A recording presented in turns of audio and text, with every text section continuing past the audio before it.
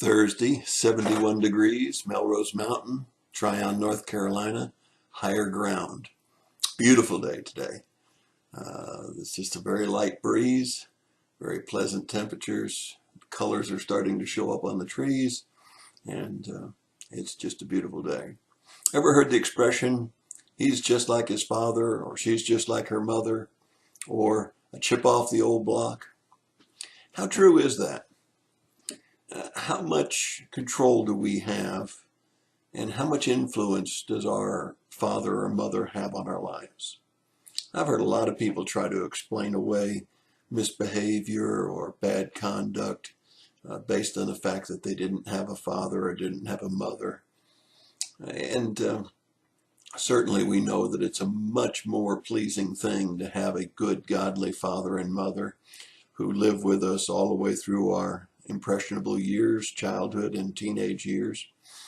And certainly if we have terrible fathers and mothers, they can have a tremendous negative impact on us and teaching us standards and values and so on. But ultimately, isn't it really our own choice?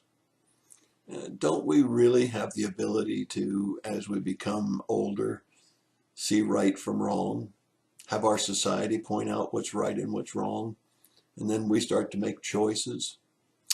Well, in the book of Jeremiah, we find that there was a series of kings in Judah. Most of them were bad. They had sons that became just like their fathers. But that wasn't always the case. There were certainly times when those children who took on the reins of king were different than their fathers. Some, where their fathers had been good, they became bad. Some, where their fathers had been bad, they became good. And in chapter 22, we find an interesting story about how God speaks through the prophet Jeremiah in order to say to the sons or to the fathers that you need to be godly. You need to be a role model. As a matter of fact, if you were to look at chapter 22, verses 1 through 4, you'd find that God calls them to be just, to be sure that they have compassion, to be sure they understand justice, equality. Yes, even back in those days, equality. And that they need to treat people with gentleness and with concern. And if they don't, God has a great warning for them. Regardless of their role model, ultimately, we start to make choices, don't we? And so as we make our choices, what standards will we use? Certainly those that have been exposed to God's word and those that have had godly fathers and mothers will be held to a higher accountability.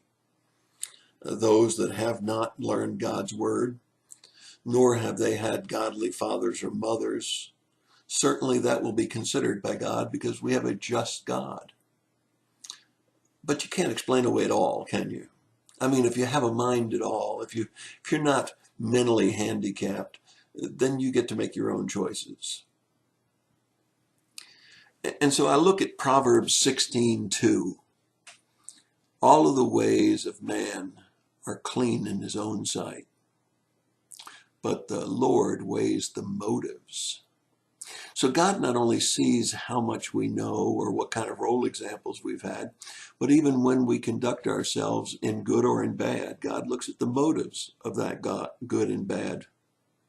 In Judges chapter 17, verse 6, it says, of the judges' days, in those days, there were no kings in Israel, but every man did what was right in his own eyes. When there are no standards, when a person sees only those things that are right in his own eyes, you can imagine what a chaos that would cause in society. In Romans chapter 13, verse 1, it says we're to be subject to the government. In Romans 14:12, it tells us each one will give an account for himself. In Romans chapter 2, verse 6, it says that we should be sure that we know that he will render to each one according to his deeds. You see, God does take into consideration all of the outside factors, but ultimately we're judged based on our own behavior, our own abilities, our own understanding. And so when we look at Galatians chapter 6, verse 7, it says, "Do not be deceived, God is not mocked. For whatever a man sows, this he will also reap." Does it seem like the evil seem to get away with more evil? Does it seem like the good are punished when they should be praised? God's not mocked. God knows not only your circumstances, how you were brought up, what you've heard, what you understand, but he understands the motives of your heart. We don't have to be a chip off the old block. Sometimes that might be really good. Sometimes that might be disastrously bad. It doesn't matter whether we had a father or a mother, a foster home, an orphanage.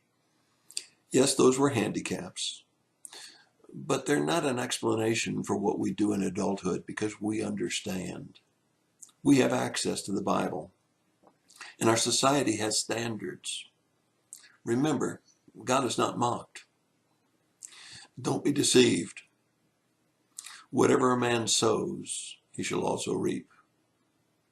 Let's seek to be more Christ-like, all of us, regardless of our upbringing, regardless of the handicaps we may have had. That's your thought for the day. God bless you.